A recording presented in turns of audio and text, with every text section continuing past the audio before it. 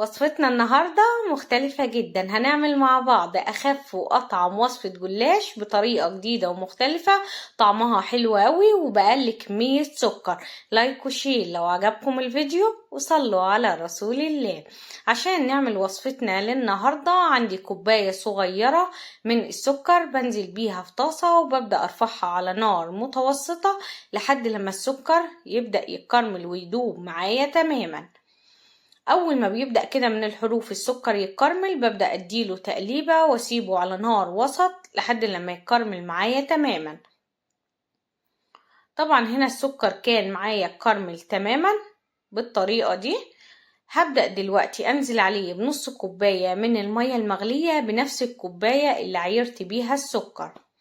بنزل كده جزء من المية المغلية وابعد ايدي وارجع انزل بالباقي.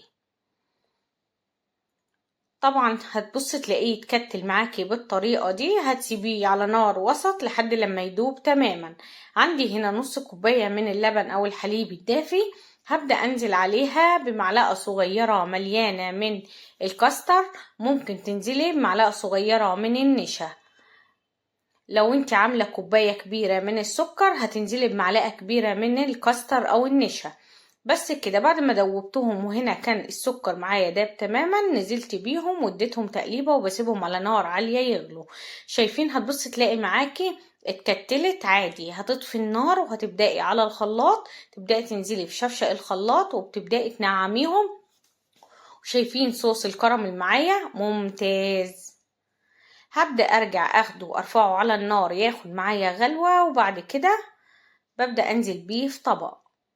طبعا هنا بعد ما اخد معايا غلوة على النار بركنه على جنب واسيبه لما يبرد معايا تماما. وهنا عندي لفة جلاش طبعا 350 جرام. عندي هنا سمنة على زيت، بنزل بحبة كده في صينية. الصينية بتاعتنا مقاس 18.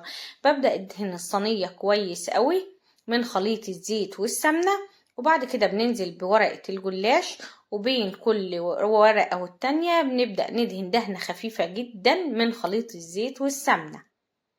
شايفين وصفتنا النهاردة قد ايه سهلة جدا وسريعة. زي ما انتوا شايفين بين كل ورقة والتانية دهنة خفيفة جدا من خليط الزيت والسمنة. بعد كده كنت خلصتها هبدأ كده اقطعها. طبعا احنا مش هنحشيها اي حشوة. بعد ما قطعتها كده طولي وعرضي مربعات، هبدأ اخد كل مربع على 2 فيدينا مثلثين.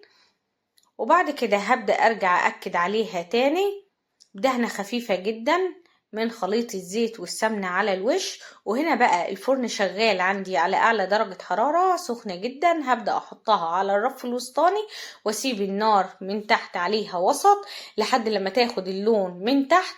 ابدأ اشغل لها الشواية من فوق تاخد كمان اللون، وبتطلع معايا بالطريقة اللي انتوا شايفينها دي مستوية حلوة قوي. عندي هنا كوبايتين كبار من اللبن او الحليب يعني نص كيلو، نزلت عليهم ب3 معالق كبار من السكر.